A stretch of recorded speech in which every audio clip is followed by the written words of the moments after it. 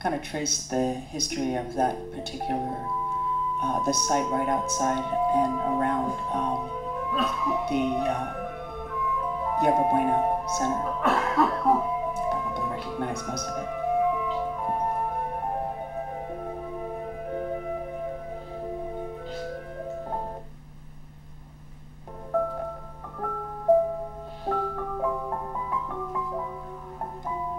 This, like the other piece, was an installation piece. This went on for 5 hours every day. This was a 30-minute loop that continued over. I think it was 10 days.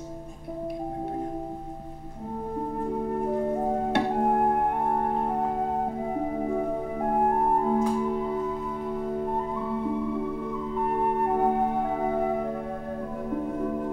The piece was kind of embedded in the site, so often it was a little confusing who was actually in the piece. There were a lot of impromptu participants.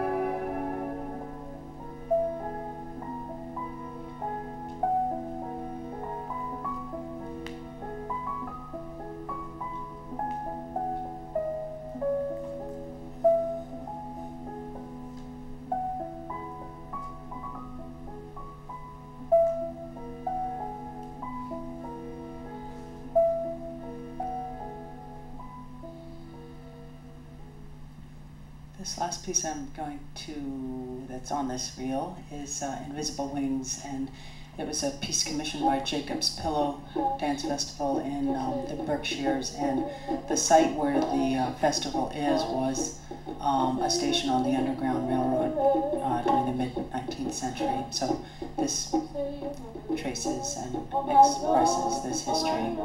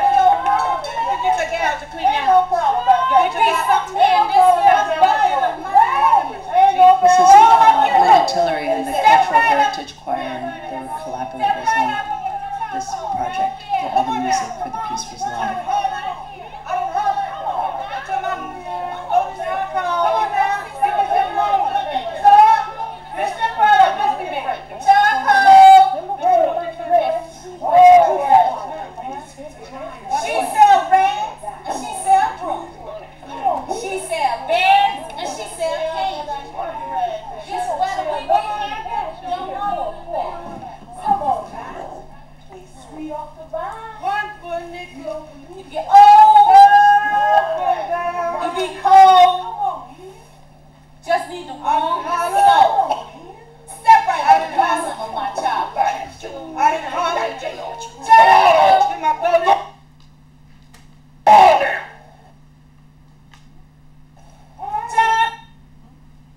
You get home now, you might act foolish.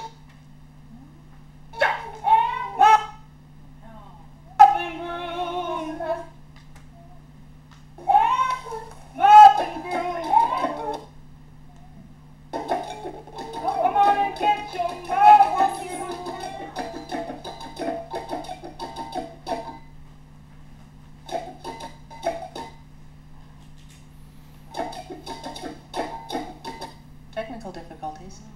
There was a really great horse in the piece, as you can see. How great. The biggest horse I've ever seen in my life. Well, maybe we can, yeah. I'm try to fast forward a little and see if that helps, but it's almost done. Let's see if yeah. There we go. Let's see if we fast forward. Ends up there.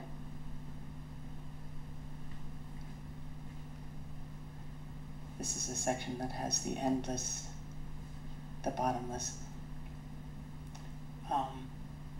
wagon. If you go to the last, can you get to the last scene? Just a little bit past here. There's just some really great dancing. The one section has some really great dancing. Let's see if it'll work. A little past this, keep going.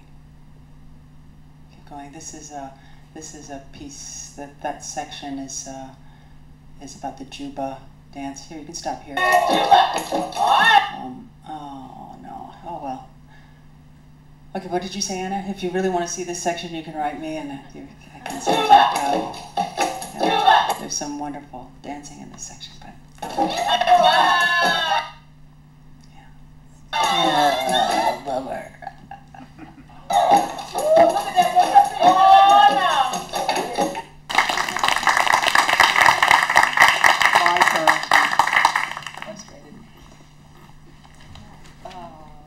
Well, what shall I talk about? Well, a lot of the work that I do it's varied. I mean, I'm very interested in histories and interested in how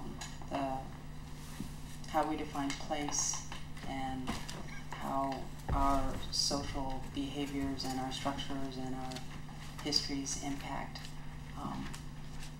place and determine how we ultimately define it. And I'm also very interested in time and looking at memory, and some of these installations have been very interesting because they're continuous and you can see them from a lot of different perspectives over extended periods of time, which then begin to engage your memory and really changes the way that you experience the work.